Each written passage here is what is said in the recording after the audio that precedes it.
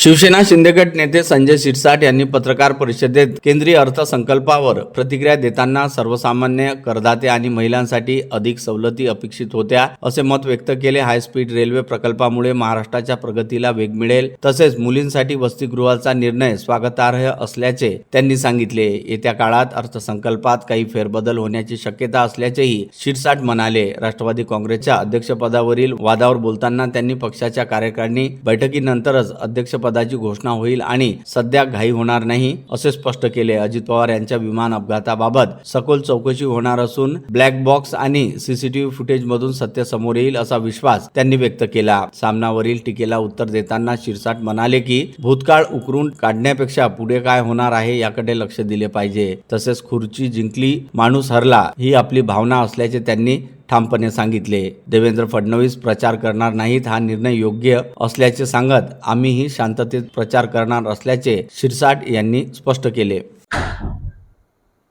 आज देशाच्या अर्थमंत्र्यांनी जो अर्थसंकल्प सादर केलाय,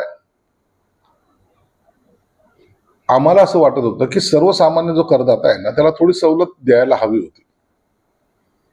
तो प्रामाणिक आहे, तो कर भरतोय। जर त्या स्लॅबमध्ये थोडा फरक झाला असता ना तर त्याला त्याचा बेनिफिट मिळाला असता।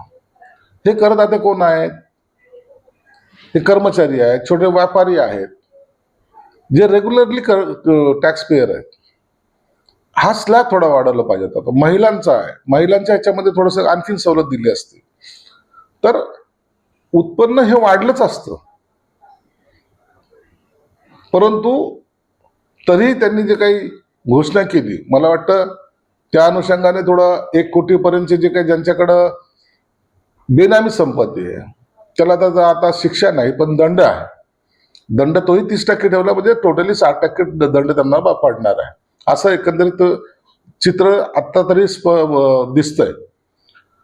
बाकी जर अर्थसंकल्पामध्ये महत्वाच्या ज्या काही घोषणा केल्या, हाय स्पीड जे काही रेल्वे दिलेल्या आहेत, पुण्यावरून जाणाऱ्या ज्या कनेक्टिव्हिटी आहेत, दिल्लीकडे असेल, हैदराबादकडे असेल, बेंगलोरकडे, ह्या कनेक्टिव्हिटी असल्यामुळं मला वाटतं आता महाराष्ट्राच्या प्रगतीला सुद्धा एक वेगळा वेग येणार आहे।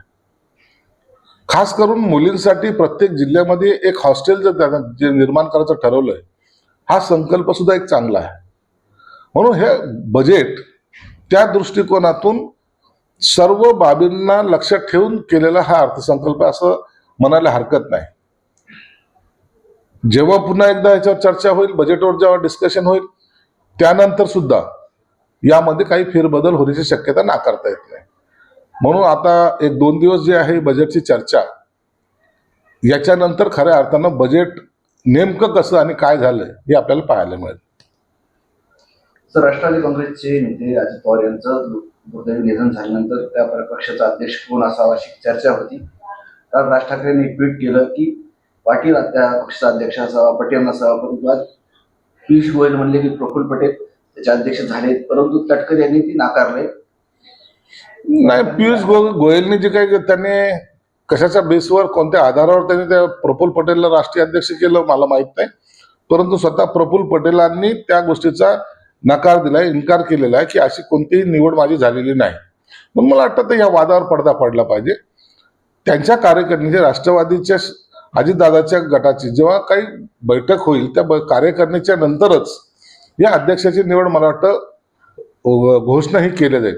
मग आताच्या काळामध्ये लवकरातलं लवकर त्यांची घोषणा होईल अशी शक्यता कमी आहे। एक संशय व्यक्त केलेला आहे यांच्या मृत्यूवर अजित पवारांच्या। ते म्हणतात अपघातानंतर 6 जणांचा मृत्यू झाला, 5च फोटो द्यायला का असं पडले, 6वी व्यक्ती कुठे गेली, एकोपाली प्रवासी डिजिटली नोंदले असतात, मुली संगती का, एकही कागदाचा तुकडा जळालेला दिसत नाही, पायलट इतक्या वेळेस का बदलले गेले, असे अनेक प्रश्न त्यांनी उपस्थित केले। अजितदादाचं जे प्लेन क्रॅश झालं त्याच्यामध्ये अनेक लोकांनी अनेक शंका कुशंका उपस्थित केलेल्या आहेत।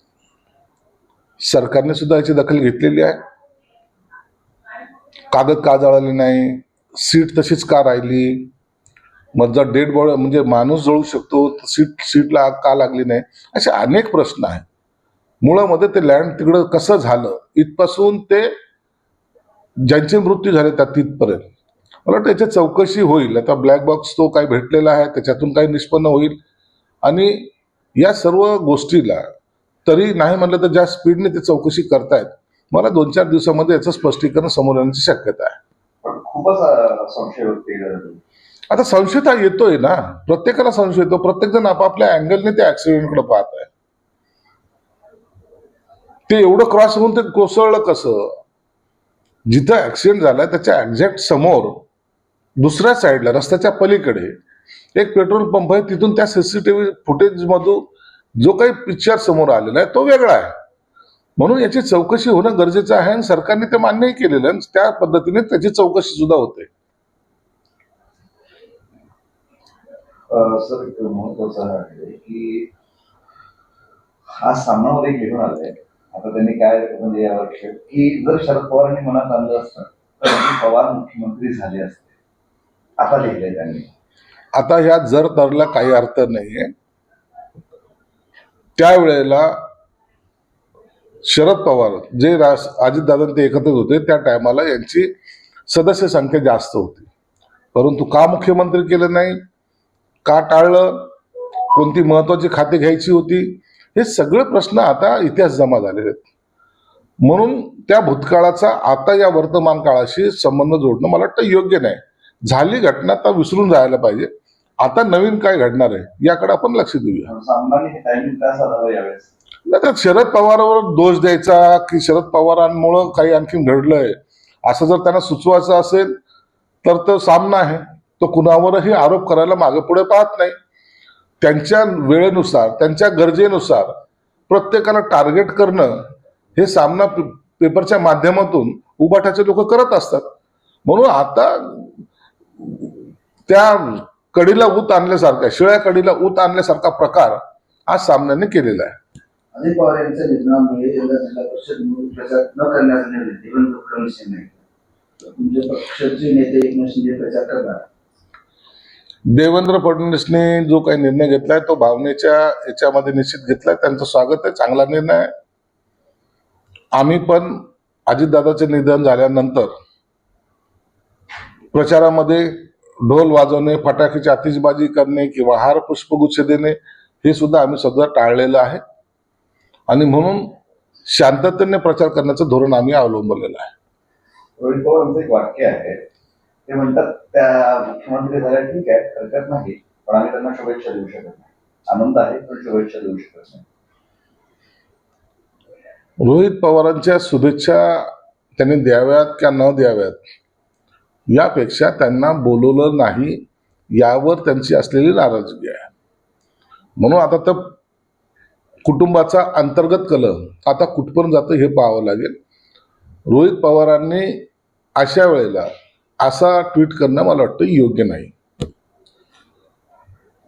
सुनेत्रा पवार यांनी ट्विट केले, मनावर दुःखाचा डोंगर नव्या आशेने पुढे चालत राहील असे ट्विट केले.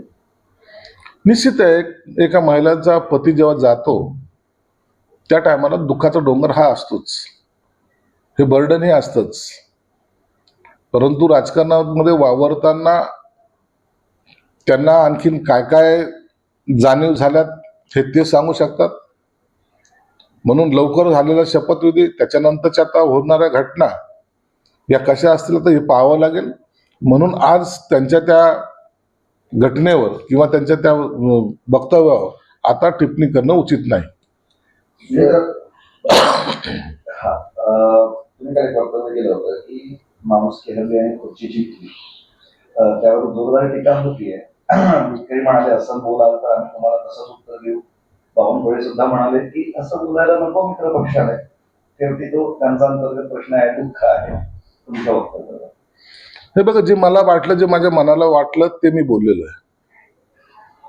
आणि असे कोणी टीका केली म्हणून मी घाबरणारा माणूस नाहीये. ही भावना सत्य आहे. खुर्ची जिंकलीच आहे आणि माणूस हारलेला आहे. राजकारणामध्ये मी तर त्याच्याही पुढे जाऊन सांगणार आहे. अधिवेशनाच्या काळामध्ये मी सुद्धा आता विधानसभा अध्यक्षाला पत्र देणार आहे. जर माझा मृत्यू झाला तर विधानसभेमध्ये मला सुद्धा श्रद्धांजली वाहू नये.